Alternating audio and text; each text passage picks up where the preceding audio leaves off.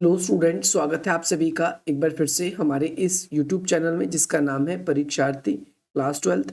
आज के इस नए वीडियो में हम बात करने वाले हैं उन सभी स्टूडेंट्स के लिए जो क्लास 12 के स्टूडेंट्स हैं और वो अपने एग्ज़ाम्स की तैयारी कर रहे हैं और वो बोर्ड एग्ज़ाम्स के अंदर क्लास 12 में हिंदी सब्जेक्ट के अंदर अभिव्यक्ति माध्यम की एक ऐसी वीडियो देखना चाहते हैं जिसके अंदर सभी के सभी ऑल इम्पॉर्टेंट क्वेश्चंस आ जाएं, चाहे वो छोटे हों चाहे वो बड़े हों, क्योंकि यूट्यूब पे बहुत सारी ऐसी वीडियोस हैं जो टीचर बनाते हैं। आज का एग्ज़ाम, कल का एग्ज़ाम, ये क्वेश्चन आएगा, लेकिन मैं आप लोगों के लिए एक ऐसी वीडियो लेकर आया हूँ जिसमें एक ही वीडियो में आप सभी के सारे इंपॉर्टेंट क्वेश्चन कवर हो जाएंगे।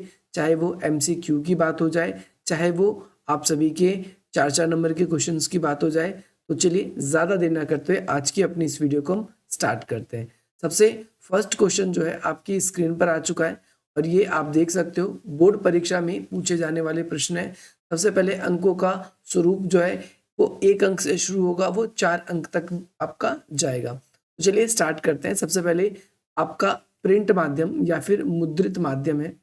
सबसे पहले प्रिंट माध्यम के बारे में बताया गया और इससे जुड़ी हुई क्या क्या क्वेश्चन आ सकते हैं। सबसे पहले आपसे पूछा जाएगा कि प्रिंट माध्यम से आप क्या समझते हैं और प्रिंट माध्यम की प्रमुख विशेषताओं को बताइए। साथ ही साथ आपसे प्रिंट माध्यम यानी मुद्रित माध्यम की कुछ कमियां भी पूछी जा सकती है। तो प्रिंट माध्यम, जिसे हम मुद्रित माध्यम भी कहते हैं, और ये जनसंचार के आधुनिक माध्यमों में सबसे पुराना है। आप सभी को बता दें, संचार की बात नहीं हो रही यहाँ पर बात हो रही है हमारे जनसंचार की। जनसंचार का मतलब सिंपल सा ये होता है कि एक ही समय में आप जब अपनी बात को एक से ज्यादा लोगों तक एक ही माध्यम से पहुंचा पाते हैं तो वो जनसंचार कहलाता है। यानी एक ही समय में आप सभी अपनी बातों को एक से ज्यादा लोगों तक जो है एक माध्यम से पहुंचा पाते हैं तो वो जनसंचार कहलाता है। तो आधुनिक समय में जनसंचार के माध्यम में जो प्रिंट माध्यम है वो सबसे पुराना है।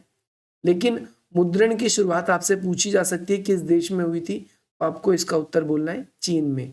लेकिन आज हम जो मुद्रण देखते हैं, जैसे कि आपकी बुक छपती है या फिर आप सभी के अलग अलग न्यूज़ छपते हैं, न्यूज़पेपर होते हैं, मैगजीन्स होती है, तो आजकल के जो, अगर आपसे पहले सबसे पहले छापे खाने की बात पूछी जाए तो आपको इसका श्रेय जर्मनी को देना है, जर्मनी देश पे टिक करना है।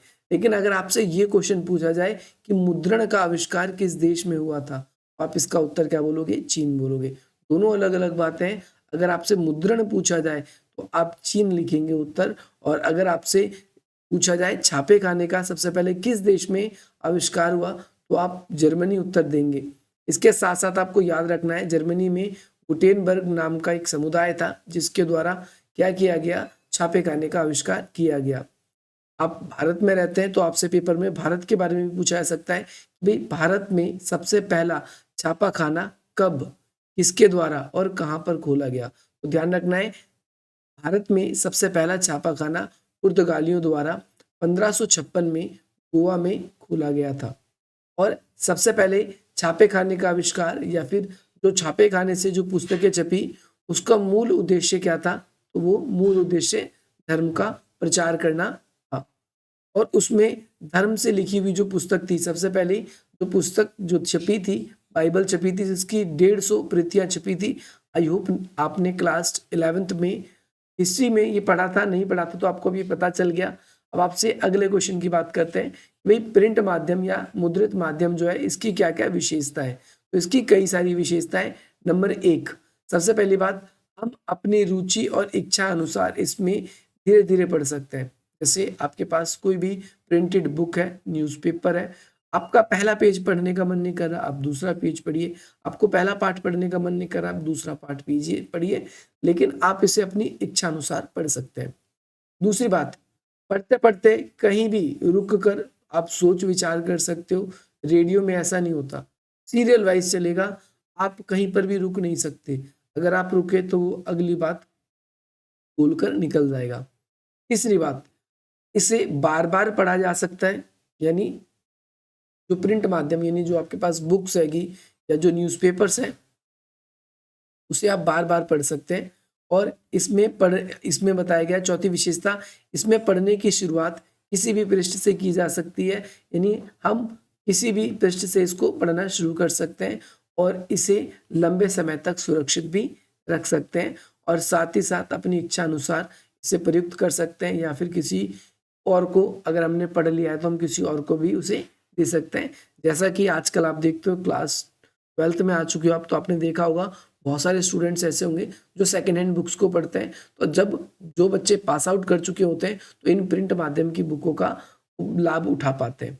छठी बात कहें तो यह लिखित भाषा का विस्तार है जिसमें लिखित भाषा की सभी विशेषताएं निहित है। यानी लिखित भाषा के अंदर जितनी विशेषता होती है वो सारी की सारी प्रिंट माध्यम में शामिल है। लेकिन अब हम बात करें तो इसकी कुछ कमी भी होगी, तो बिल्कुल बिल्कुल सही बात है। प्रिंट माध्यम में बहुत सारी कमी या इसमें बहुत सारी समस्याएं हैं। एक एक करके सभी समस्याओं की चर्चा करते हैं। सबसे पहले मुद्रण की सबसे पहली जो कमी है इसमें यह है क्योंकि इसमें प्रिंट होता है, इसमें कोई हमें बोल के नहीं बताता, ना ही हमें इसमें चलचित्र दिखते हैं। हालांकि चित्र होते हैं लेकिन चलचित्र नहीं होते, यानी वीडियोज नहीं होती इसके अंदर। तो हम यहाँ पर कह सकते हैं कि ये निरक्षर जो अनपढ़ लोग हैं उनके लिए मुद्रित माध्यम किसी काम का नहीं है। दूसरी बात, मुद्रित माध्यमों के लिए लेखन करने वालों को अपने पाठक को भाषा ज्ञान के साथ साथ उनके शैक्षिक ज्ञान जो है और योग्यता का विशेष ध्यान रखना पड़ता है। मुद्रित में कमी यह है कि जैसे आप क्लास 12th की बुक है आपकी और बुक एक फर्स्ट क्लास की भी है, हम अगर फर्स्ट क्लास के बच्चे को क्लास 12th की बुक दे दें तो क्या उसे वो पढ़ के समझ पाएगा, क्या उससे उसको अंदाजा लग पाएगा? तो इसका उत्तर आपके पास होगा नहीं। तो मुद्रित जो माध्यम है उसमें पाठक वर्ग की भाषा ज्ञान और उसके साथ साथ उसकी शैक्षिक योग्यता जो है उसका विशेष ध्यान रखना पड़ता है, अन्यथा काला अक्षर भैंस बराबर होता है उसके लिए। अगला तीसरी बात, पाठकों को रुचि और जरूरत के हिसाब से पूरा उसका ध्यान रखना पड़ता है प्रिंट माध्यम को, कि जिस पाठक वर्ग के लिए बनाया जा रहा है वो उसमें रुचि लेगा या नहीं लेगा। अगली बात, ये रेडियो और टेलीविजन इंटरनेट की तरह तुरंत घटी घटनाओं का संचालित नहीं कर पाता। नहीं, प्रिंट माध्यम में क्या है, जैसे कोई बुक है हमारे पास, कोई न्यूज़पेपर है, तो इंटरनेट पे कोई भी चीज़ नई घटना घटती है तो उसका बहुत जल्दी अपडेट आ जाता है।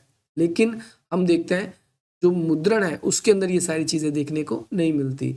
अगर हम कहें तो देखो इसमें आपके डायरेक्टली बुक में एग्जाम्पल भी दिया है कि यह एक निश्चित अवधि में प्रकाशित होती है, निश्चित समय होता है इसको छपने का, और साथ ही साथ यदि अखबार 24 घंटे में एक बार या साप्ताहिक अखबार एक बार छपता है तो जब उसका समय होगा, जैसे सोमवार को कोई न्यूज़पेपर आता है मान के चलो आप, तो अगला सोमवार को जब खबर छपेगा यानी 7 दिन बाद, तो हाल फिलहाल की जो घटना होगी आपकी, आप वो उसके अंदर नहीं देख पाएंगे। तो आई होप आपको ये पता चल गया होगा भाई मीडिया के अंदर आप देख रहे हो, व्यक्ति माध्यम के अंदर आप पढ़ रहे हो प्रिंट माध्यम के बारे में, तो प्रिंट माध्यम की क्या क्या विशेषता है और क्या क्या कमी है। अब सेकंड के बारे में बात करेंगे हम, रेडियो के बारे में। तो रेडियो है क्या, आप सबने आई होप सुना होगा रेडियो कभी ना कभी। तो रेडियो क्या है, एक श्रव्य माध्यम है। श्रव्य माध्यम का मतलब जिसे सुना जा सकता है, श्रव्य माध्यम है। इसमें सब कुछ ध्वनि, स्वर और शब्दों का खेल है, यानी इसके अंदर सारी चीजें, सारी बातें जो है ध्वनि, स्वर और शब्दों का खेल है। रेडियो में क्योंकि सब कुछ सुनने के लिए होता है इसीलिए हमें ध्वनि को, स्वर को और शब्दों को ध्यान से सुनना पड़ता है। इन सब वजहों से रेडियो श्रोता से संचालित माध्यम का माना जाता है, यानी ये अपने आप संचालित होता है, बस जो भी व्यक्ति है वो इसे ध्यान से सुने, ये आपको याद रखना है। रेडियो पत्रकार को अपने श्रोता का पूरा ध्यान रखना चाहिए। जो भी रेडियो पे समाचार बताता है उस व्यक्ति को इस बात का पूरा ध्यान रखना चाहिए कि इसकी वजह से अखबार के पाठकों को ये उपलब्ध सुविधा कराता है कि वह अपनी मनपसंद और इच्छा अनुसार कभी भी इन्हें पढ़ सकते हैं। अगर देखो जो न्यूज़पेपर है वो अपने पाठकों को ये खास विशेषता देता है, ये खास उपलब्धि देता है। आपका सुबह पढ़ने का मन नहीं कर रहा, आप शाम को पढ़ लीजिए, शाम को नहीं मन कर रहा आप दोपहर में पढ़ लीजिए।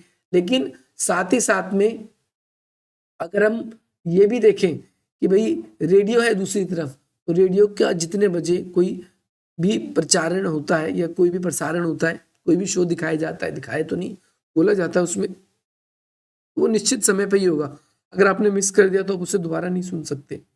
लेकिन यहाँ पर हमें ये भी बताया गया है कि जो प्रिंट माध्यम है, जैसे अखबार है, तो अखबार अपने जो भी पाठक वर्ग है उसे ये फैसिलिटी देता है कि अगर उसे कोई अक्षर समझ नहीं आता या उसे कोई बात समझ नहीं आई तो उसे फिर से पढ़ सकता है, दोबारा बार बार पढ़ सकता है, शब्दकोश में उसके अर्थ देख सकता है और उसे अच्छी तरीके से समझने का प्रयास कर सकता है। ये आपको याद रखना है। लेकिन रेडियो के अंदर जो है श्रोता को ये सुविधा उपलब्ध नहीं होती, तो आप ये कमी इसके अंदर कह सकते हो, रेडियो की ये कमी है। इसके साथ साथ अखबार की तरह रेडियो भी समाचार बुलेटिन को कभी भी और कहीं से भी नहीं सुना सकते। जैसे अखबार में कुछ भी कहीं से भी लिख दो, ऐसा ऐसा बिल्कुल नहीं होता। ऐसे रेडियो में भी होता है कि हम बुलेट के अकॉर्डिंग जैसे जैसे उसके अंदर हमने क्रम लगाया है उस क्रम के अकॉर्डिंग ही हमको खबरों को बताना होता है। बुलेटिन का प्रसारण करते समय हमें अपनी खबर का इंतजार करना होता है। जैसे हमें क्राइम से जुड़ी हुई खबर को जानना है तो जब क्राइम का नंबर आएगा, जब खेल से जुड़ी हुई खबरें जाननी है तो जब खेल का नंबर आएगा। ये आप सबको याद रखना है और शुरू से लेकर अंत तक बारी बारी एक के बाद एक समाचार सुनना होगा। और इस बीच में अगर कोई भी व्यक्ति उधर उधर नहीं जा सकता और ना ही उसके पास ढूंढने के लिए कोई शब्द का वाक्य का सहारा ले सकता है। अगर हम कोई शब्द ढूंढेंगे तो अगली खबर मिस हो जाएगी, ढूंढने का प्रयास करेंगे तो अगली खबर मिस हो जाएगी और साथ ही साथ जो भी बुलेटिन हमें बताया जा रहा है वो क्या हो जाएगा, आगे निकल जाएगा। तो आपको ये याद रखना है। अखबार के बारे में और रेडियो के बारे में कुछ जानकारी आपको आई होप मिल गई होगी। इसके साथ साथ रेडियो में अखबार की तरह पीछे लौटने की सुविधा नहीं होती। आप सभी को ध्यान रखना है कि रेडियो में हम पीछे नहीं जा सकते। अखबार में आपका एक पेज 10 बार मन करे तो आप 10 बार पढ़िए। अगर रेडियो बुलेटिन में कुछ भी भ्रामक या अरुचिकर होता है तो संभावना है जो श्रोता है उसे सुनना बंद कर दे। जैसे कुछ भी रेडियो पे ऐसा बताया जा रहा है जो आपको पसंद नहीं है तो एक पाठक या सुनने वाला जो वर्ग होता है वो फटाफट उसको बंद कर देता है। लेकिन अगर हम देखें रेडियो जो है, ये इंपॉर्टेंट है ये लाइन, रेडियो एक रेखीय या फिर लीनियर माध्यम है। रेडियो एक रेखीय या लीनियर माध्यम है और ऐसा इसलिए कहा गया है क्योंकि एक के बाद एक खबर उसके अंदर जोड़ी जाती है, एक के बाद एक उसका प्रसारण होगा। परंतु जो है रेडियो समाचार बुलेटिन का स्वरूप और ढांचा इस शैली पर ही तय होता है। रेडियो की तरह टेलीविजन भी एक रेखीय माध्यम है। आपसे पूछा जा सकता है ये कैसा माध्यम है, टेलीविजन या फिर रेडियो, तो आप क्या बोलेंगे, एक रेखीय माध्यम है। लेकिन वहाँ शब्द और ध्वनि की तुलना में दृश्य, और इसमें बताया गया है कि रेडियो का जब हम कंपैरिजन टीवी से करते हैं, टेलीविजन से करते हैं, तो टेलीविजन के अंदर तस्वीर भी दिखाई जाती है और इस वजह से अधिकतर लोग जो है वो टेलीविजन को पसंद करते हैं क्योंकि कई बार शब्द जो उच्चारित किए जाते हैं उससे हमें उसकी सनसनी का पता नहीं चलता। लेकिन जब हम उसे अच्छे तरीके से टीवी पे या पर्दे पे देखते हैं तो हमें उसके बारे में अच्छे से अंदाजा लग जाता है। तो आपको ये भी याद रखना है। रेडियो समाचार की संरचना, अब आपने देखा है रेडियो के अंदर समाचार भी बोला जाता है, आकाशवाणी के बारे में आपने सुना होगा, लेकिन उसकी क्या संरचना है, तो रेडियो के लिए समाचार लेखन कई अखबारों का मेल जोल है, यानी कई अखबारों से मिलकर बना है।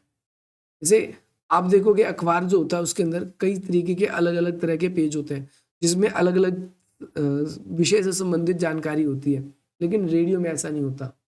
रेडियो की प्रकृति इससे अलग है। रेडियो में एक रेखीय माध्यम से एक के बाद एक खबरों को इसके अंदर ऐड किया जाता है।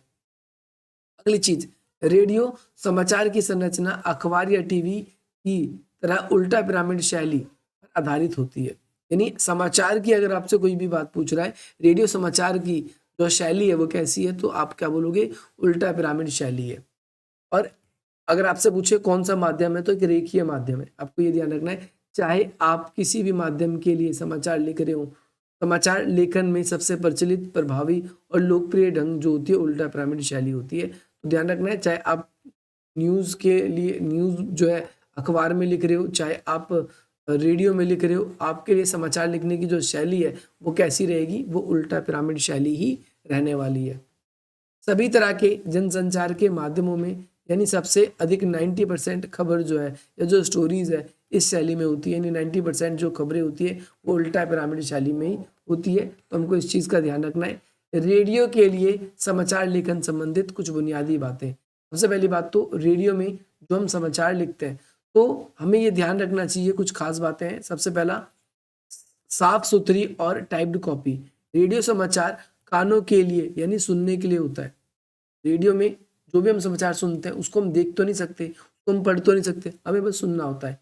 इसके लिए लेखन में इसका विशेष ध्यान रखना चाहिए, या इसका अवश्य ध्यान रखा जाता है कि एक महत्वपूर्ण तथ्य है, हमें ये नहीं भूलना चाहिए। और समाचार जो है वाचक और वाचिका उसे पढ़ते हैं और श्रोता तक वो पहुंचाया जाता है। नहीं, जो खबर व्यक्ति न्यूज़ या और जगहों पर पढ़ता है तो उसे डायरेक्टली इसके थ्रू समाचार को पहुंचाया जाता है। इसीलिए समाचार कॉपी को तैयार अच्छे तरीके से करना चाहिए, इसमें ये बताया गया है अच्छे तरीके से करना चाहिए। उसे पढ़ने में वाचक को कोई दिक्कत नहीं होनी चाहिए। जैसे जो भी व्यक्ति रेडियो पे समाचार पढ़कर बताएगा तो वो साफ सुथरा हो, उसे पढ़ने में कोई दिक्कत ना हो। साथ साथ अगर समाचार कॉपी टाइप्ड और साफ सुथरी नहीं है तो उसे पढ़ने के दौरान बहुत सारी गलतियां भी हो सकती हैं। आपको ध्यान रखना है कि जब गलतियां होंगी तो इससे श्रोता जो है उसका ध्यान बढ़ सकता है, भ्रमित हो सकता है और वो उस पर इतना ध्यान वो नहीं देगा।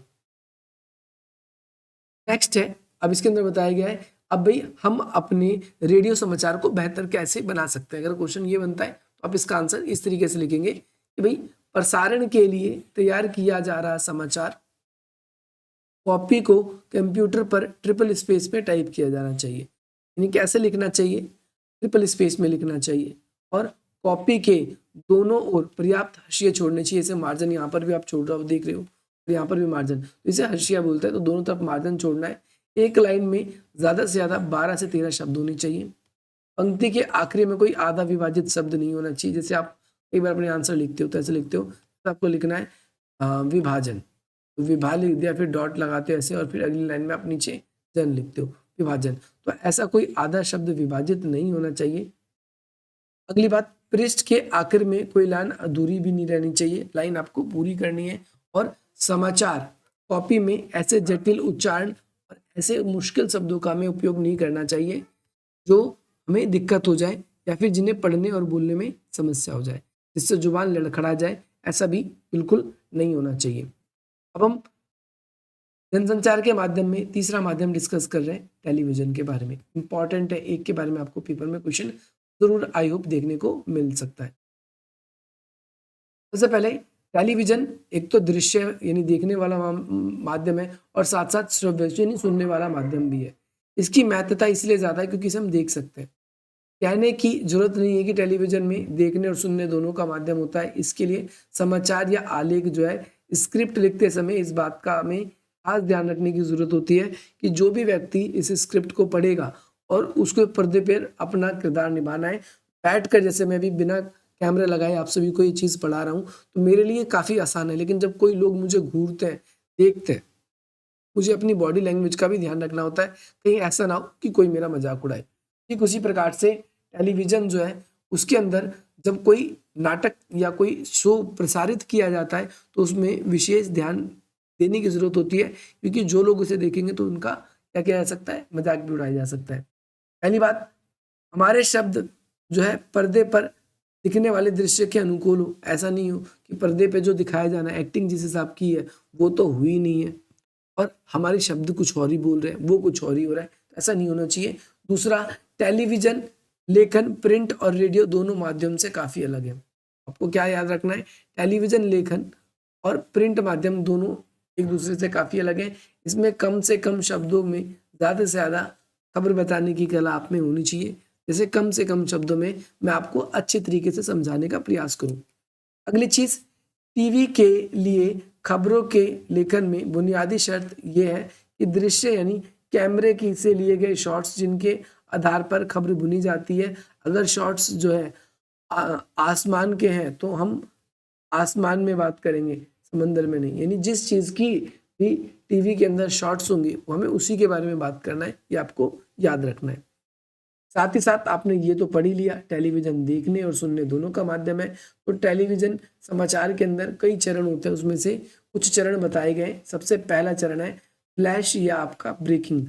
अब यहाँ पर जो मैं जितनी चीज़ बताऊंगा ये आपके एग्जाम के पॉइंट ऑफ व्यू से बहुत बहुत बहुत ज़्यादा इंपॉर्टेंट है, इसको प्लीज़ केयरफुली सुनना। सबसे पहले फ्लैश या फिर ब्रेकिंग। न्यूज़ सबसे पहले कोई बड़ी खबर फ्लैश या ब्रेकिंग के रूप में तत्कालीन दर्शकों तक पहुंचाई जाती है। कोई भी बड़ी खबर है जो सीधे जनता तक प्रसारित की जाती है उसे हम फ्लैश या ब्रेकिंग न्यूज़ के रूप में देखते हैं। और ये कम से कम शब्दों में अधिक से अधिक सूचना जनता को देने का प्रयास करता है, ये आपको याद रखना है। दूसरा आपका पॉइंट आता है ड्राई एंकर, इंपॉर्टेंट है। ड्राई एंकर कौन होता है? तो इनमें एंकर खबर के बारे में दर्शकों को सीधे सीधे बताता है। इसमें ड्राई एंकर में हम क्या देखते हैं कि जो भी एंकर होगा वो खबरों के बारे में जो है दर्शकों को सीधा सीधा बताएगा, कहाँ, क्या, कब और कैसे हुआ। जब तक दृश्य नहीं आता तब तक एंकर रिपोर्टर से मिली जानकारी के आधार पर ही सूचना बताता है, और बस वो इतना बताएगा कि हाँ ऐसा ऐसा हो रहा है, समस्याएं हो रही है, प्रॉब्लम हो रही है, लेकिन वो एग्जैक्टली पूरी की पूरी समस्या का समाधान नहीं बताएगा। नेक्स्ट ये भी इंपॉर्टेंट है, पेपर में आपसे पूछा जाता है फोन इन क्या है? तो इसके बाद खबर का विस्तार होता है, यानी एंकर क्या करते हैं, यहाँ से इंपॉर्टेंट यहाँ से बात है आपके लिए कि एंकर रिपोर्टर से फोन पर बात करके सूचनाओं को ग्रहण करता है और उसे जनता तक पहुंचाता है, और इस रिपोर्ट में घटी घटना जो है वो जगह जगह मौजूद होती है, और उसमें जितनी ज़्यादा जानकारी मिलती है दर्शकों को उतना वो बताता है। यानी फोन इन में कुल मिलाकर आप क्या करते हो कि रिपोर्टर से डायरेक्टली फ़ोन पर बात करते हो, और वहाँ से आपको जो भी सूचनाएं हैं खबर के रूप में मिलती है और उसे आप क्या करते हो, प्रसारित कर देते हो। तो ये आप सभी का फोन इन कहलाता है। नेक्स्ट है आप सभी के लिए एंकर विजुअल। एंकर विजुअल क्या है? तो जब घटना दृश्य या फिर विजुअल से मिल जाता है, दृश्य के आधार पर खबरें लिखी जाती है। आप सभी को ध्यान रखना है, हमेशा खबरें दृश्य के आधार पर लिखी जाती है, और साथ ही साथ में जब घटना के दृश्य या विजुअल मिल जाते हैं तो जो एंकर पढ़ता है, यानी जो भी उसके अंदर बातें हैं, डायलॉग्स हैं, जब एंकर उसे पढ़ता है तो इस खबर की शुरुआत प्रारंभ में सूचना से होती है, बाद में कुछ वाक्य धीरे धीरे दृश्य प्राप्त करते हैं। तो इसमें आप क्या कहोगे, एंकर विजुअल, जब किसी दृश्य या विजुअल के मिल जाते हैं, घटना में जब कोई दृश्य या विजुअल मिल जाता है और उन घटना के आधार पे खबरें लिखी जाती हैं, घटना के आधार पे खबरें जो लिखी जाती है वही एंकर विजुअल। एंकर का विजुअल, घटना घटने के बाद उसका जो दृष्टिकोण है वो एंकर विजुअल कहलाता है। अगला एंकर बाइट। एंकर बाइट यानी कथन। टेलीविजन पत्रकारिता में बाइट का काफी इंपॉर्टेंट रोल है। टेलीविजन में किसी भी खबर की पुष्टि करने के लिए इनमें से संबंधित बाइट दिखाए जाते हैं, यानी टेलीविजन की के अंदर बहुत छोटे छोटे क्लिप्स दिखाए जाते हैं, वही बाइट्स बताए गए। इन घटनाओं की सूचना देने और उनके दृश्य दिखाने के साथ ही इन घटनाओं के बारे में प्रत्यक्ष जानकारी या फिर उससे संबंधित व्यक्तियों के कथन जो है सुनकर भी प्रामाणिकता दी जाती है। आपको ये भी याद रखना है। नेक्स्ट है आप सभी के लिए लाइव। लाइव यानी किसी खबर का घटना स्थल से सीधा प्रसारण करना। इन 7 में से एक एमसीक्यू आपका पक्का आएगा, मैं आपको बता दूं। ध्यान रखना है आप सभी को, लाइव यानी किसी भी खबर का घटना जो स्थल है उससे सीधा टीवी चैनल पर प्रसारण करने की कोशिश की जाती है, और ये कोशिश जो है तत्कालीन दृश्य जो है उन दृश्यों को जनता तक सीधा पहुंचाने का कार्य करती है, इसे हम लाइव कह देते हैं। नेक्स्ट है आपका एंकर पैकेज। एंकर पैकेज किसी भी खबर को पूर्णतः रूप से पेश करने का एक जरिया है। एंकर पैकेज का मतलब क्या है? किसी भी खबर को पूर्ण तरीके से पेश करने का एक जरिया है। इसमें इसमें संबंधित जो घटनाओं का दृश्य है उससे जुड़े हुए लोगों की बाइट ग्राफिक के जरिए सूचनाएं दी जाती है। यानी हम देख रहे हैं कि एंकर पैकेज में किसी खबर की संपूर्णता के साथ उसे पेश किया जाता है, यानी पूरी खबर पेश की जाएगी और उसमें घटना से संबंधित और लोगों से जुड़े हुए जो बाइट्स हैं उसको भी क्या किया जाता है, दिखाया जाता है। आई होप आपको ऊपर वाले सब क्लियर हो गए होंगे। अब हम चौथा आपके जनसंचार का माध्यम पढ़ेंगे जिसका नाम है इंटरनेट। आप सब इस सभी से परिचित हो। इंटरनेट को इंटरनेट पत्रकारिता या ऑनलाइन पत्रकारिता भी कहते हैं। साइबर पत्रकारिता या वेब पत्रकारिता जैसे विभिन्न नामों से भी इसे जाना जाता है। इंटरनेट पत्रकारिता, ध्यान रखना है, इसे ऑनलाइन पत्रकारिता भी कहते हैं, साइबर पत्रकारिता भी कहते हैं, या फिर वेब पत्रकारिता भी इसको कहते हैं। आपसे पेपर में पूछा जा सकता है निम्नलिखित में से इसे इंटरनेट पत्रकारिता नहीं कहा जाता, कोई एक नाम भी इसमें लिखा और आ सकता है, पहला, दूसरा और ये तीसरा, ये 3 ऑप्शन तो आपको मिल जाएंगे। इंटरनेट पर अखबारों के प्रकाशन या फिर खबरों के आदान प्रदान ही वास्तव में इंटरनेट पत्रकारिता कहलाता है। यानी इंटरनेट पे जो खबर है उसका आदान प्रदान करना इंटरनेट पत्रकारिता कहलाता है। इंटरनेट पर किसी भी रूप में खबरें, लेखों या चर्चा या परिचर्चा, बहस, फीचर जो है, झलकियाँ, डायरियों, इन सभी से संबंधित जो जानकारी हमें देखने को मिलती है, सूचनाएं देखने को मिलती है, वो इंटरनेट पत्रकारिता कहलाती है। अब इंटरनेट पत्रकारिता का इतिहास, ये भी भाई इम्पोर्टेंट है। पहले ये भी बहुत बार पूछा जाता था, उम्मीद है आपकी और भी पूछ ले। तो विश्व स्तर पर इंटरनेट पत्रकारिता के स्वरूप का पहला दौर कब से कब तक था? तो 1982 से लेकर 1992 तक। लेकिन जब भारत के बारे में पूछेगा तो इसका आंसर थोड़ा सा अलग हो जाएगा। ध्यान रखना, आपसे विश्व स्तर पर पूछा जा रहा है या भारत के स्तर पर पूछा जा रहा है। इंटरनेट पत्रकारिता का पहला दौर 1982 से लेकर 1992 में का था। लेकिन भारत की बात करते हैं तो भारत में इंटरनेट का पहला दौर जो है 1993 से शुरू हुआ है। अब से शुरू हुआ है 93 से 1992 तक रहा, 82 से लेकर यहाँ पर विश्व स्तर पर इंटरनेट की पत्रकारिता। और जब दूसरा दौर हम बात करते हैं तो 1993 से 2001 तक। जो तीसरा दौर रहा इंटरनेट पत्रकारिता का वो 2002 से अब तक रहा है। यानी 3 दौर इंटरनेट की पत्रकारिता के चल चुके हैं। लेकिन भारत में बात करें तो पहला दौर 1993 में हुआ, जैसा कि यहाँ बताया गया है। और फिर इसके बाद में दूसरा दौर जो है 2003 से शुरू हुआ। तो जब इंटरनेट पत्रकारिता की शुरुआत की गई थी तो उस समय 1983 से सन 2000 के बीच में, इस दौरान तकनीकी के स्तर पर भी इंटरनेट का जबरदस्त विकास हुआ। यानी इंटरनेट पत्रकारिता में ये है कि इंटरनेट का भी इस काल में बहुत ज़्यादा जो है विकास हुआ। नई वेब भाषा जिसमें HTML, आपको ध्यान रखना है, आपसे पेपर में पूरा नाम पूछा जा सकता है। HTML का पूरा नाम बताओ, तो हाइपर मार्कअप टेक्स्ट लैंग्वेज।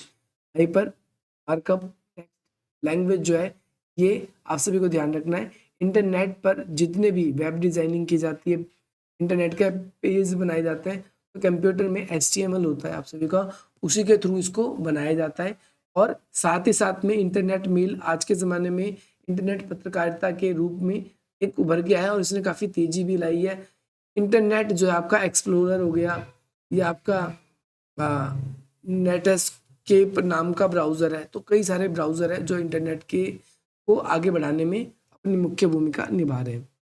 इसके अलावा भारत में बहुत सारे ऐसे पत्रकारिता यानी न्यूज़पेपर्स हैं जो केवल ऑनलाइन अपने न्यूज़ को सर्कुलेट करते हैं, जैसे Times of India, Hindustan time, अगला Indian Express, Hindu tribunal, Statesman, Pioneer और NDTV, IBN, जी न्यूज़, ऐसे बहुत सारे, आज तक, कल तक, बहुत सारे ऐसे न्यूज़ चैनल हैं जो इंटरनेट पर आज अपनी खबरों का प्रसारण कर रहे हैं। और ये इंटरनेट पत्रकारिता का मुख्य अंग है। आज अब देखोगे, ये एक बहुत इंपॉर्टेंट क्वेश्चन है कि भारत में सच्चे अर्थों में यदि कोई वेब पत्रकारिता कर रहा है यानी इंटरनेट पे पत्रकारिता कर रहा है तो वो कौन है? वो rediff.com है।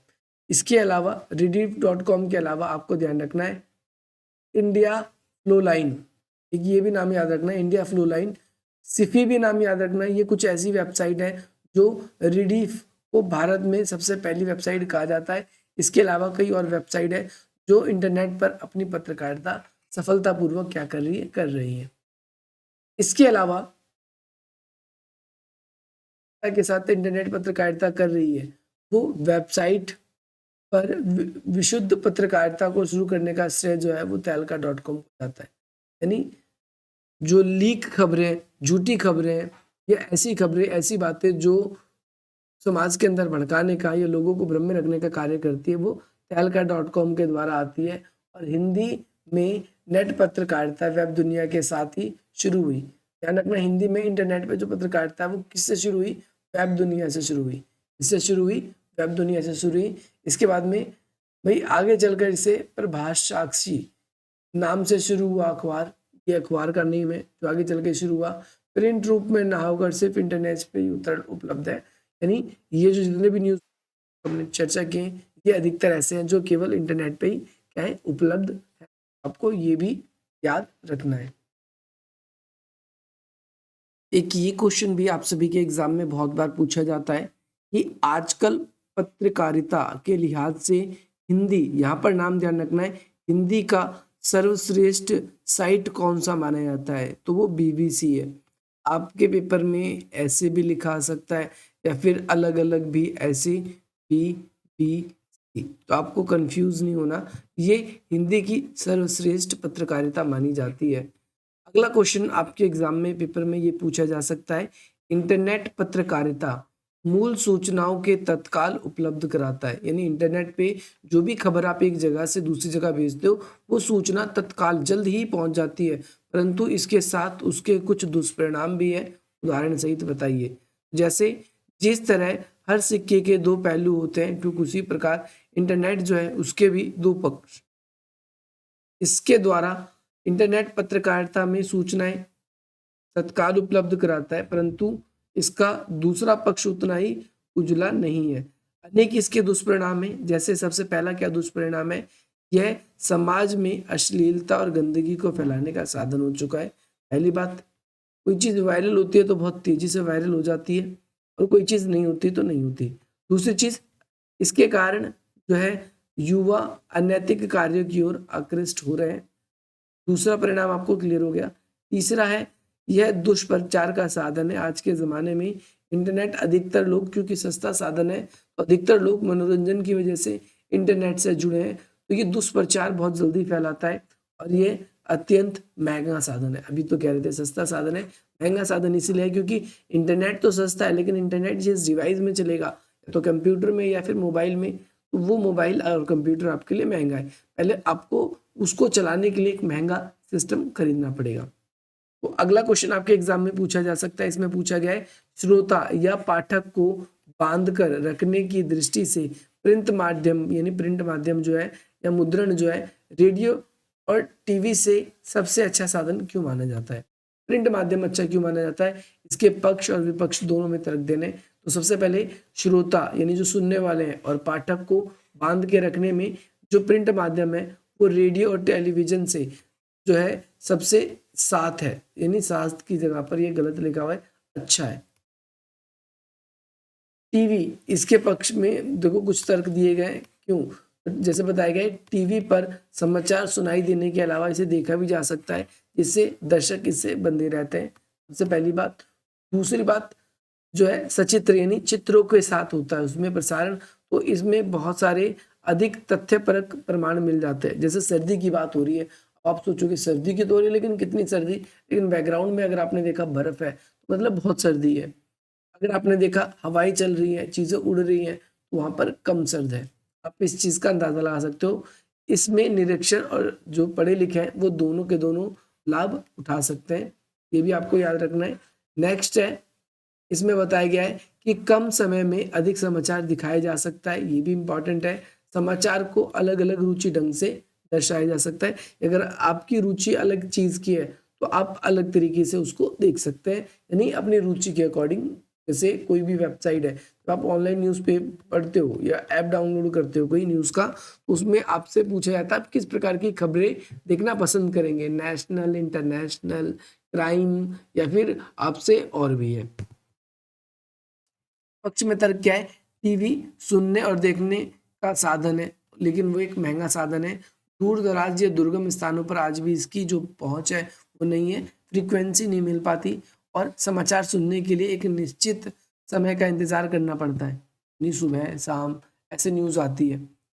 इच्छा अनुसार हम उसके अंदर बदलाव नहीं कर सकते, जैसे प्रिंट माध्यम में होता है, इस पेज पे जंप करके जाना है वो पढ़ लीजिए, देख लीजिए। लेकिन आज के ज़माने में इंटरनेट पे भी ऐसा होने लगा है, हम उसे आगे बढ़ा तो लेते हैं लेकिन फिर भी अपने अकॉर्डिंग हम उसको एडजस्ट नहीं कर पाते।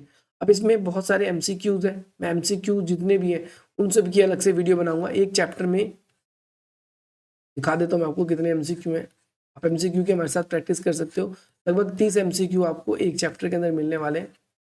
अब यहाँ पर अगले क्वेश्चन है जो बोर्ड के लिहाज से इंपॉर्टेंट है। अब ये मेरी तरफ से कुछ एक्स्ट्रा क्वेश्चन आप सभी के लिए। यहाँ पर सबसे पहला, पत्रकारीय लेखन होता क्या है? पत्रकारीय लेखन आपको बताना है, तो आप सभी को ध्यान रखना है, समाचार माध्यम में ये काम करने वाला पत्रकार अपने पाठक और श्रोताओं तक सूचना पहुंचाने के लिए जो लेखन के लिए विभिन्न रूपों का इस्तेमाल करता है वो पत्रकारीय लेखन होता है। यानी पाठक वर्ग और सूचना देने के लिए, पाठक वर्ग के लिए सूचना देने के लिए जो है समाचार अलग अलग माध्यमों का इस्तेमाल करता है और ये सभी माध्यम ही पत्रकारीय लेख कहलाता है। आप सभी को याद रखना है। इसके साथ साथ आपको ये भी याद रखना है कि भाई पत्रकार का या पत्रकारिता का इसका जो इसके अंतर्गत कई सारे लोग कार्य करते हैं। जैसे इसमें संपादकीय होता है, समाचार होता है, आलेख होता है। यानी सूचना हम कई तरीके से दे सकते हैं। संपादकीय के थ्रू दे सकते हैं, समाचारों के थ्रू सूचना दे सकते हैं, आलेखों के थ्रू दे सकते हैं, या कोई रिपोर्ट है उसके थ्रू भी हम क्या कर सकते हैं, सूचनाओं को दे सकते हैं। पिक्चर भी हो सकता है, स्तंभ भी हो सकता है, कार्टून भी हो सकता है। इसके जरिए भी हम सूचनाएं दे सकते हैं। पत्रकारीय लेखन का मूल उद्देश्य सूचना देना, शिक्षित करना होता है, मनोरंजन करना भी होता है। इस प्रकार जो पत्रकार है, पत्रकारिता है, उसके कई सारे आयाम हैं। तो हम सबके बारे में बात करेंगे। जैसे खोजपरक पत्रकारिता क्या है, वॉचडॉग पत्रकारिता क्या है, एडवोकेसी पत्रकारिता क्या है। इसके साथ साथ और भी चीज़ों के बारे में हम चर्चा करने वाले हैं। जो पत्रकारीय लेख है, इसका संबंध समसामयिक विषयों से, यानी आजकल की जो घटनाएं घटती हैं पत्रकारीय लेख में, जैसे समाचार में क्या हुआ, विदेश में क्या हुआ, ये सारी चीज़ें हैं। उन सभी घटनाओं को, जो तुरंत घटी घटनाएं हैं, उन्हें पत्रकारीय लेखन में शामिल किया जाता है। सबसे पहली बात तो हमें ऐसे खबरों को जब हम छापते हैं तो उसमें कुछ बातों का ध्यान रखना चाहिए। तो यहाँ से क्वेश्चन भी आ सकता है कि पत्रकारीय लेख को करते समय हमें किन किन बातों का ध्यान रखना चाहिए। तो पत्रकारीय लेख करते समय हमें कई चीज़ों का ध्यान रखना चाहिए। जैसे सामान्यतः जनता के लिए वो लिखा जा रहा है, तो इसीलिए वो जनता के लिए सरल, सहज और रोचक होना चाहिए। उसमें वाक्य छोटे हो, सहज हो, कठिन भी नहीं होने चाहिए ज़्यादा, और भाषा को प्रभावी बनाने के लिए उसमें खराब या अनावश्यक शब्दों का इस्तेमाल ना किया गया हो। तो ये आप सभी को ध्यान रखना है। अगला आप लोगों के लिए मोस्ट इंपॉर्टेंट क्वेश्चन में से एक है, जिसे बोलते हैं उल्टा पिरामिड शैली क्या है। कहीं पर आपको इतने बड़े रूप में इसके आंसर नहीं मिलेंगे, केवल यही मिलेंगे जो कि हमारे चैनल पे। उल्टा पिरामिड शैली क्या है? तो सबसे पहली बात, उल्टा पिरामिड शैली जो है समाचार लेखन के लिए प्रयुक्त की जाती है। ये सबसे लोकप्रिय, उपयोगी और बुनियादी शैली है। लोकप्रिय, उपयोगी और बुनियादी शैली है। यह शैली कहानी या कथा की शैली के ठीक उल्टी है। कहानी सीधा और जो कथा है वो भी सीधा शैली होती है, लेकिन जो समाचार लेखन है वो जो है उल्टा पिरामिड शैली के अंदर आता है। इसके साथ साथ इसके अंदर क्लाइमैक्स बिल्कुल आखिरी में आता है। ध्यान रखना है आप सभी को, इसमें क्लाइमैक्स कहाँ आता है? बिल्कुल आखिरी में आता है। इसे उल्टा पिरामिड शैली कहा जाता है। इसे ही हम क्या कहते हैं? उल्टा पिरामिड शैली। क्योंकि इसमें सबसे महत्वपूर्ण बात क्या है? इसमें तथ्य या सूचनाओं, क्लाइमैक्स को सबसे निचले स्तर पे दिया जाता है। यानी कुछ इस तरीके से होता है उल्टा पिरामिड शैली। सबसे नीचे, सबसे लास्ट में इसके क्लाइमैक्स होता है। ध्यान रखना है, इस शैली में किसी घटना की समस्या और उससे संबंधित महत्वपूर्ण तथ्य या जानकारी, पैराग्राफ आदि लिखे जाते हैं और उसका मूल उद्देश्य क्या है? पाठक वर्ग को सूचित करना होता है। अब आपसे कोई पूछेगा कि भाई बताइए उल्टा पिरामिड शैली है, तो आई होप आप इन सब का उत्तर दे पाओगे।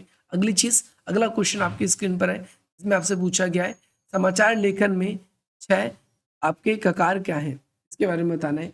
तो किसी भी समाचार को लिखते समय 6 सवालों का हमें जवाब देने की कोशिश की जाती है हमारे द्वारा, और वही 6 ककार कहलाते हैं। इसमें सबसे पहले आपको ध्यान रखना है क्या हुआ, किसके साथ हुआ, कब हुआ, कहाँ हुआ, कैसे हुआ और क्यों हुआ। ये जो 2 लास्ट के हैं ये आपके नीचे वाले में आएंगे, और बाकी 4% जो है ये 3% ऊपर वाले में आते हैं। यानी हम देखें इसका क्या, किसके साथ और कौन, कब, कहाँ, कैसे, ये 6 ककार आपके कहे जाते हैं। समाचार में एक होता है इंट्रो, एक होता है बॉडी और तीसरा होता है आपका उपसंहार या निष्कर्ष। तो यानी पैराग्राफ की शुरुआत में 2 या 3 पंक्ति में आमतौर पर वही 4 ककार आ जाते हैं। यानी क्या हुआ, किसके साथ हुआ, कब हुआ और कहाँ हुआ। ये चीज तो आपकी 2-3 लाइनों में ही आ जाती है। ये 4 ककार क्या, क्यों, जो क्या है, कौन है, कब है और कहाँ है। इसके बाद में समाचार की बॉडी जो होती है, उसके बाद में कैसे और क्यों आता है। यानी लास्ट में जो मात्राएं लग रही है वो बाद में आता है, इसका जवाब दिया जाता है। और इस तरीके से 6 जो ककार है इसके आधार पर हम देखते हैं समाचारों को तैयार किया जाता है। आई होप आपको ये भी क्लियर होगा। इसमें से पहले 4 ककार जो है क्या, कौन, कब, हाँ, ये सूचनात्मक तथ्यों पर आधारित होती है। इसमें बेसिकली कहाँ क्या घटना घटी, कब घटी, क्या घटी और कौन इसका जिम्मेदार है, ये चीज इसमें लिखी जाती है। जबकि लास्ट के जो 2 ककार हैं,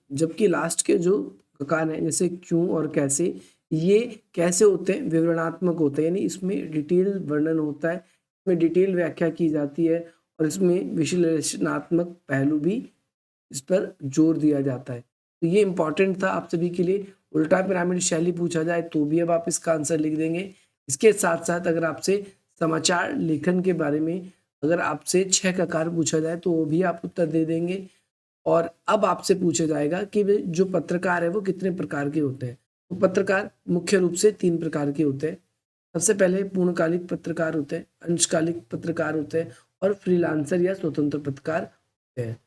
जो है पूर्णकालिक पत्रकार कौन से होते हैं, ऐसे समाचार या फिर समाचारों का संगठन में काम करने वाले व्यक्ति होते हैं।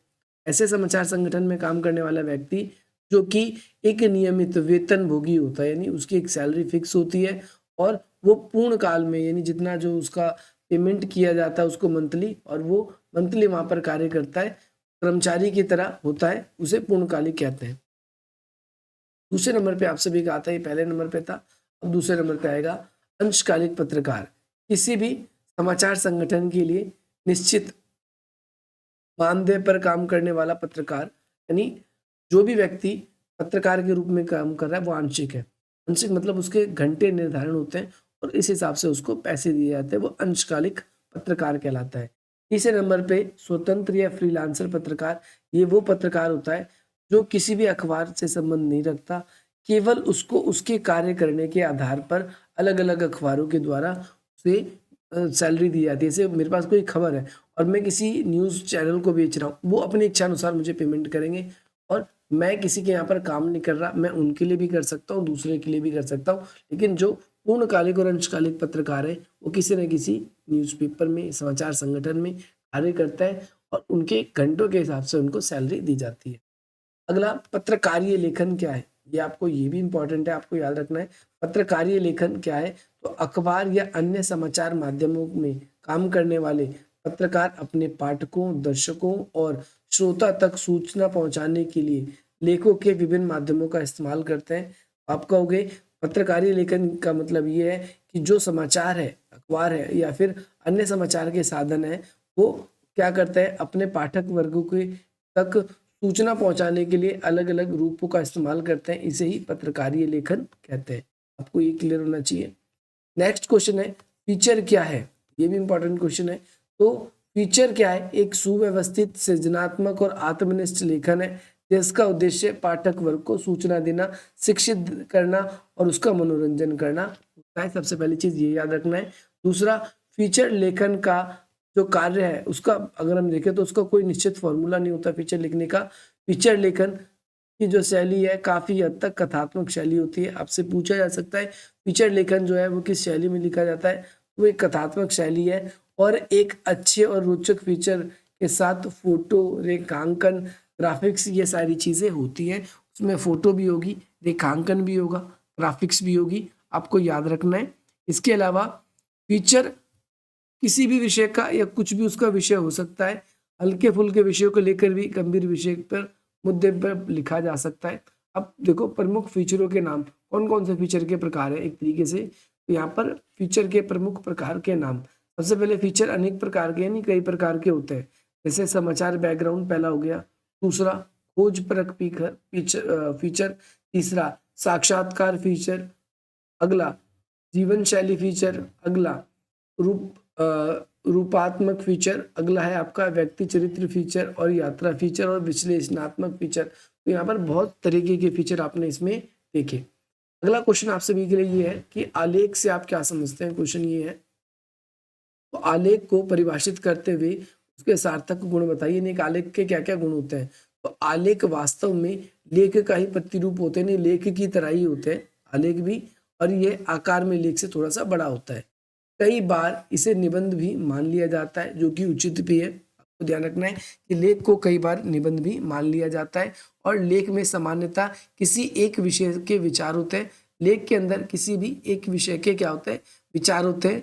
लेख में जो है, लेख और आलेख में देखो आलेख, पहले आ रहा है, आलेख के अंदर आलेख, देखो ये लिखा हुआ आलेख, इसमें जो है वो पहले आ रहा है, उपसर्ग लगा होता है और इसका अर्थ क्या होता है, ये प्रकट करता है कि समसमाय के पूर्ण होना चाहिए, नहीं वो अभी भी अधूरा है और उसको पूरा करके हमें रोकना चाहिए।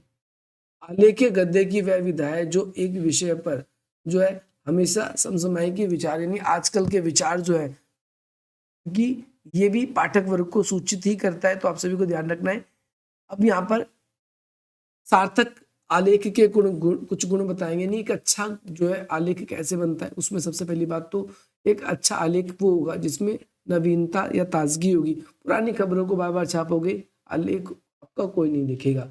दूसरा, ऐसा होना चाहिए जिसको पढ़कर जो भी पाठक वर्ग है उसके मन में जिज्ञासा जगने लगे। तीसरी बात करें तो विचार जो है आपके स्पष्ट और आपका बेबाकी पूर्ण हो, यानी जिसको पढ़ने के बाद में आपके माइंड में कोई कंफ्यूजन ना रहे। भाषा सरल होनी चाहिए, सहज होनी चाहिए और पढ़ने के बाद में उनकी मानसिकता पर एक प्रभाव डलता हो। साथ ही साथ एक ही बात पूर्ण ना लिखी जाए, आपको ये भी ध्यान रखना है कि भाई एक ही बात को बार बार ना लिखे आप अपने उसके अंदर। विश्लेषण शैली का उपयोग करना है आप सभी को। अगला इसमें बताया गया है कि आलेख जो है ज्वलंत मुद्दे, विषयों और महत्वपूर्ण चरित्रों में लिखा जाना चाहिए। आलेख जो है महत्वपूर्ण चरित्रों में लिखा होना चाहिए। इसके साथ साथ आलेख का आकार विस्तार पूर्वक नहीं होना चाहिए, बड़ा ज्यादा भी नहीं होना चाहिए। संबंधित बातों का पूरा ख्याल रखना चाहिए कि वो जो आलेख लिखा जा रहा है उसमें सारी चीजें उससे संबंधित लिखी गई है या नहीं लिखी गई है। नेक्स्ट क्वेश्चन है, फीचर किसे कहते हैं। ये भी इंपॉर्टेंट क्वेश्चन है, ये भी आपके एग्जाम में पूछा जा सकता है। तो फीचर होता क्या है, मैंने आपको बताया था। फीचर एक सुव्यवस्थित सृजनात्मक लेखन है। हालांकि ये पेज हमने पहले पढ़ दिया है तो हमें इसे पढ़ने की जरूरत नहीं है, ये पेज हमने पढ़ दिया है। अगला क्वेश्चन है, फीचर और आलेख में अंतर बताइए। ये इंपॉर्टेंट क्वेश्चन है।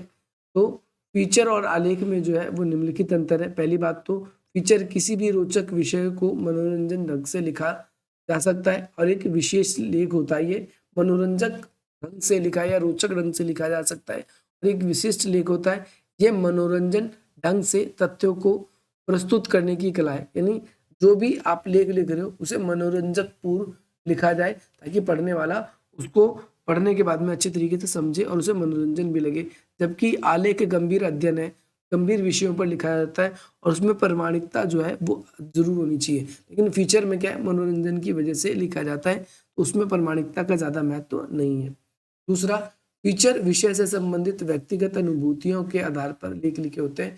फीचर में इंसान अपने एक्सपीरियंस के हिसाब से लिखता है और उसे जिसमें काल्पनिकशीलता सृजनात्मकशीलता होनी चाहिए। लेकिन आलेख जो होता है उसमें तथ्य विश्लेषण होता है और उसमें विचारात्मक जानकारी होती है, उसमें कल्पना का कोई भी स्थान नहीं होता। अब यहाँ पर एक काफी कंफ्यूजिंग लाइन है, मैं आपको बता दूं। आप जो अपना सपोर्टिंग मटेरियल देखोगे तो उसमें 200 से जो है आप सभी का 2500 शब्द तक बताया गया है। लेकिन यहाँ पर जो है इसमें बताया गया कि अच्छे फीचर जो है वो 250 शब्दों से ज्यादा नहीं होना चाहिए। और इससे अगर हम दूसरी तरफ देखें जो आलेख होता है वो इससे कहीं ज्यादा बड़ा हो जाता है। आलेख को आप इधर उधर की जानकारी और तथ्यों की जानकारी भी लिख सकते हैं, जबकि जो फीचर है उसमें केवल आंख, कान, भाव और आपकी अनुभूति, मनोवेग इत्यादि का उसके अंदर हमें जानकारी देखने को मिलती है। इन सब चीजों की हमें जानकारी उसके अंदर देखने को मिलती है। नेक्स्ट क्वेश्चन है आप सभी के लिए, विशेष रिपोर्ट किसे कहते हैं, उसके विभिन्न प्रकार बताने। तो अखबार और पत्रिकाओं में सामान्य समाचारों के अलावा गहरी छानबीन, विश्लेषण और व्याख्या के आधार पर जो रिपोर्ट प्रकाशित होती है। समाचार के अंदर बहुत ज्यादा गहरी छानबीन के बाद में, विश्लेषण के बाद में, उसके बाद में जो रिपोर्ट प्रकाशित की जाती है उसे ही हम विशेष रिपोर्ट कहते हैं। ऐसी रिपोर्ट को तैयार करने के लिए किसी घटना, समस्या या जो है मुद्दे की गहराई से छानबीन की जाती है। जो भी घटना घटी होती है या जो भी मुद्दे होते हैं उसको पहले गहराई से उसकी जांच की जाती है और उसके बाद जो रिपोर्ट आती है, पब्लिश होती है, उसे खोजी रिपोर्ट कहा जाता है। इन डेप्थ रिपोर्ट, विश्लेषणात्मक रिपोर्ट और वितरणात्मक रिपोर्ट, ये भी बहुत इंपॉर्टेंट है, ये आपको करके जाना है आपके एग्जाम के लिए। अगला, संपादकीय आलेख क्या होता है। संपादकीय आलेख, तो इसमें बताया गया आप सभी का किसी भी अखबार में संपादक या सहायक संपादक द्वारा किसी घटना या फिर समस्या के मुद्दे पर अपनी राय जो लिखे होते हैं ये संपादकीय आलेख कहलाते हैं। यानी संपादक अपनी इच्छा से यहाँ पर राय देने का प्रयास करता है और इसमें ये भी बताया गया है कि इस आलेख को उस अखबार में अपनी आवाज माना जाता है क्योंकि संपादक की खुद के सजेशन होते हैं इसके अंदर। संपादक ही किसी भी व्यक्ति विशेष का विचार नहीं होता, इसीलिए किसी के नाम के साथ नहीं छापा जाता। संपादकीय लेख ध्यान रखना है, किसी के नाम के साथ नहीं छापा जाता क्योंकि संपादकीय किसी एक व्यक्ति विशेष का विचार नहीं है, इसमें कई लोगों के अपने अपने विचार होते हैं। आमतौर पर अखबारों में सहायक संपादक संपादकीय ही लिखते हैं और कोई बाहर का लेखक या पत्रकार संपादकीय लेख जो है वो नहीं लिख सकता, तो ये भी याद रखना है। नेक्स्ट क्वेश्चन ये भी इंपॉर्टेंट है, पत्रकारिता क्या है और पत्रकारिता के विभिन्न आयाम बताओ। सूचनाओं का संकलन करना, इन्हें इकट्ठा करना और अपने जो भी पाठक वर्ग हैं उन तक उनको पहुंचाना जिसमें अधिक से अधिक लोगों की रुचि हो, ये भी याद रखना है। और पत्रकारिता कहलाता है जैसे देश विदेश में घटने वाली घटनाओं को सूचित करना, आपको याद रखना है इसके बारे में। और यहाँ पर अगला क्वेश्चन जो इम्पोर्टेंट है वो पत्रकारिता के आयाम है। तो पत्रकारिता के कई सारे आयाम हैं। सबसे पहला संपादकीय आयाम, दूसरा फोटो पत्रकारिता, तीसरा कार्टून कोना, चौथा जो आप सभी का रेखांकना या फिर आपका रेखांकना ना कह के आप इसको आपका फोटोग्राफ बोल सकते हो। सबसे पहले पत्रकारीय लेखन और साहित्य लेखन, सृजनात्मक लेखन में क्या है, पत्रकारीय लेख जो है उसका मूल उद्देश्य जो है वो जनता को सूचना प्रदान करना होता है। और वहीं बात करते हैं जो सृजनात्मक लेखन होते हैं आपके साहित्यिक सृजनात्मक लेखन, उसमें जो कल्पना की सुंदरता का प्रधान होता है, ध्यान रखना है कल्पना की सुंदरता का प्रधान होता है, उसमें कल्पनाओं का बहुत ज्यादा विशेष मूल या फिर मुख्य हाथ रहता है। अगला क्वेश्चन, समाचार किसे कहते हैं, इंपॉर्टेंट है। और समाचार के विभिन्न तत्वों को बताइए। तो समाचार किसी भी ताजी घटना और विचारों का एक रिपोर्ट होता है। उसके अंदर हम ये भी देखते हैं कि उसमें अपने विचार नहीं लिखे जाते, नवीनता उसके अंदर ज्यादातर लिखी जाती है जिसमें अधिक से अधिक लोगों को रुचि और उनके ज्ञान के आधार पर उनके क्षेत्रों का क्या किया जाता है, वर्गीकरण किया जाता है। पत्रकार की दृष्टि से किसी भी घटना, समस्या, विचार के रूप में धारण करने में उनमें अधिकांश जो है वो नवीनता होनी चाहिए, निकटता होनी चाहिए और प्रभाव भी होना चाहिए। सबसे पहली बात आपको ध्यान रखना है, जो भी न्यूज़ आप सुनते हो वो आपके अगर नज़दीक की होगी, आपसे रिलेटेड होगी तो आप उसको पढ़ना पसंद करेंगे, अदरवाइज आप उसे नहीं पढ़ते। अगला क्वेश्चन यहाँ से भी इंपॉर्टेंट शुरू होने वाले हैं, डेडलाइन क्या है आपसे पेपर में पूछा जा सकता है। समाचार माध्यमों के लिए समाचारों का कवर करने के लिए एक निर्धारित समय सीमा दी जाती है, इसे डेडलाइन कहते हैं। एक निश्चित समय के अंदर ही आपको क्या करना है, इस समाचार को कवर करना है, इसे ही हम डेडलाइन देखते हैं। अगला, संपादन से आप क्या समझते हैं, तो प्रकाशन के लिए पर्याप्त समाचार, यानी जो भी समाचार है वो प्रकाशन के लिए अगर हमें चाहिए, प्रकाशन का मतलब है छापने के लिए, तो उसकी सामग्री और उसकी अशुद्धियों को दूर करके पाठनीय और जो है आपका प्रकाशन योग्य हो बनाना संपादक का कार्य होता है। संपादन जो बेसिकली करता है क्या है कि जो भी खबर सिलेक्ट हुई है उन खबरों को एक बार दोबारा से रीड करता है और उन खबरों को रीड करने के बाद में ये पता चलता है कि वो जनता के लिए बिल्कुल ठीक है या नहीं। अगला, संपादकीय क्या है, तो संपादक द्वारा किसी भी घटना या समस्या पर लिखे गए जो विचारात्मक लेख होते हैं वो संपादकीय कहलाते हैं। तो समाचार पत्र की राय भी इसे कहा जाता है और संपादकीय भी इसको कहते हैं। संपादकीय किसी एक व्यक्ति जो है आपका कविचर ना होकर कभी समग्र पत्र की उसकी राय होती है, आपको ये भी याद रखना है इस वाले क्वेश्चन के अंदर। आई होप आपको ये क्लियर हो गया होगा, लेकिन फिर भी मैं आपको बता देता हूँ। तो संपादकीय क्या है, संपादक क्या करता है, कोई भी घटना घटी है या कोई भी समस्या है उस पर जो लेख लिखा जा रहा है उस पर खुद के पर्सनल राय भी दे देता है, उसे समाचार पत्र की राय भी कह देते हैं और इसे ही संपादकीय कहा जाता है। बस सिंपल आप ये कर सकते हो, संपादकीय किसी एक व्यक्ति की जो है विचार या राय ना होकर पूरे समाचार की राय होती है, क्योंकि समाचार का पूरा जिम्मा संपादक के पास ही होता है, तो इसीलिए हम इसको कह सकते हैं। अगला क्वेश्चन आप सभी के लिए ये है कि भाई पत्रकारिता के प्रमुख प्रकार बताइए। पहला खोजपरक पत्रकारिता या खोजी पत्रकारिता, दूसरा विशेषीकृत पत्रकारिता।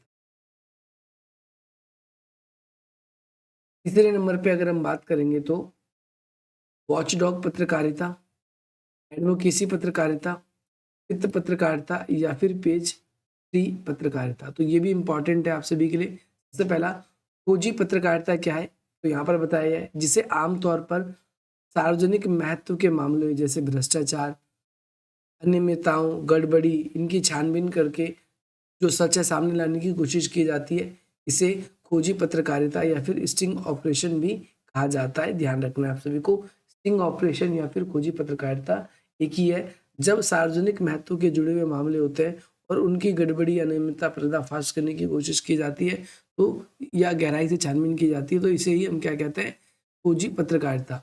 अगला वॉचडॉग पत्रकारिता क्या है, तो इसमें आप बोलेंगे लोकतंत्र में मीडिया जो है वो चौथा स्तंभ माना जाता है और लोकतंत्र में पत्रकारिता और समाचार जो है मीडिया का मुख्य उत्तरदायित्व सरकार के कामकाज पर निगरानी रखना। वॉचडॉग बेसिकली करता क्या है, लोकतंत्र की एक ऐसी पत्रकारिता लोकतंत्र में जिसका मूल उद्देश्य या मूल उत्तरदायित्व जो है सरकार के कामकाजों पर निगरानी रखना, और यदि कोई गड़बड़ी होती है तो उसका पर्दाफाश करके जनता के सामने सच लाना। इसे ही हम क्या बोल देते हैं, वॉचडॉग पत्रकारिता कहते हैं। नेक्स्ट है आप सभी का एडवोकेसी पत्रकारिता।